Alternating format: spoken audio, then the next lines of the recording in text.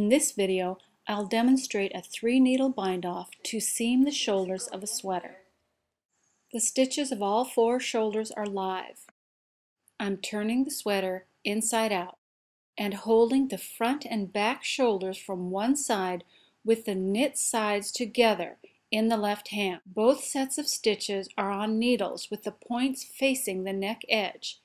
At least one of the shoulders needs a long tail for the knitting, or you can attach a separate yarn if your tails are too short. Hold both yarns together and with a 3rd needle, the same size or smaller, insert the right needle through one stitch from each needle, knit them together and off the left needle. Drop one of the yarns. Knit another 2 stitches together and off the left needle. There are 2 stitches on the right needle. Now bind off 1 stitch by passing the first stitch on the right needle over the 2nd stitch and off the needle. There is 1 stitch on the right needle.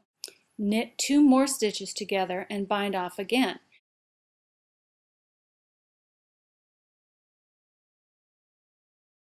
After the bind off, there will be 1 stitch left on the right needle. Continue knitting 2 stitches together off the left needle, then binding off 1 stitch on the right needle. Work across the row this way. You can knit tightly and really pull on the working yarn to make the seam firm.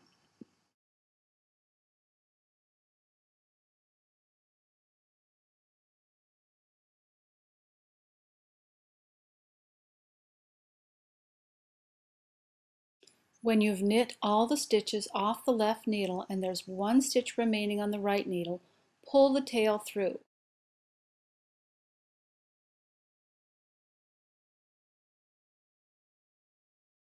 You have a nice looking seam. You may also have a loop at the edge of your knitting. There are ways to avoid this loop when binding off a single thickness, but I haven't found a way yet when joining 2 pieces. Take a needle and gently pull on the connected stitches, working the excess yarn back into the fabric away from the edge.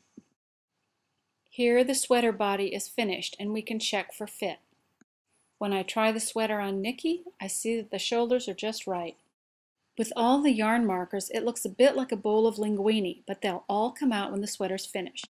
I hope you've enjoyed my videos. Don't worry about taking notes. I've put the entire system into an ebook available at knitsweaterpattern.com. Next, we'll learn to knit a sleeve from the top down right onto the body of the sweater.